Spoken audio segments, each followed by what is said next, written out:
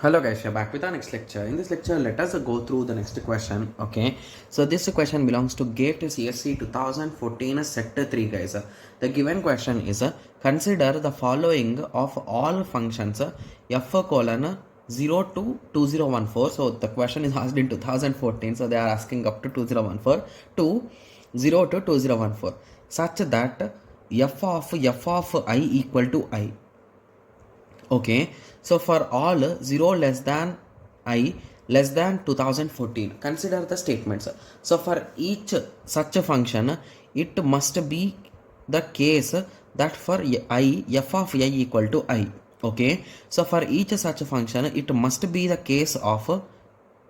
So are both the statements the same, guys? So just to give me a second, I'll be cross checking it. What? They are the same, or I am saying something wrong here? For each function, it must be the case that that for some. Okay, so that's the difference. I was not able to understand the difference also. Okay, so option R says that each such a function must be onto function. Okay, so the one of the most important thing which they gave in the question is so there is a set of numbers from 0 to 2014.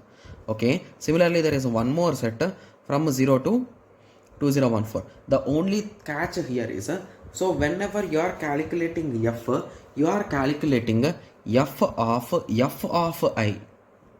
So indirectly there are three different sets, right? Yes. So this is f of I and this is f of I. So the only one more important catch here is, sorry, I'm using catch word multiple times here.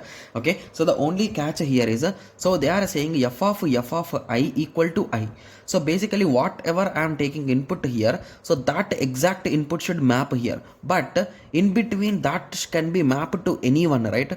So there is no rule that it will be mapping for that only, right? Yes. Okay, so now let us try to analyze, guys. Okay, so assume that we are mapping one number below, guys. Okay, and continuously we are mapping them. Okay, so means if there are 1 2 3 sorry 0 1 2, and here we are having 0 1 2, here we are having 0 1 2. So at that time I will map this 0 with this 1 with this 2 with this, and I will map again this with this with this with this. So in this way I will be mapping, right? Yes. So with this kind of a mapping, so what we can conclude, guys? Okay, so for each such function, it must be the case that every f of I equal to I. So what option P says that it is 100% they are saying, but I think it is not 100% true, right? Because someone could have other values also, right?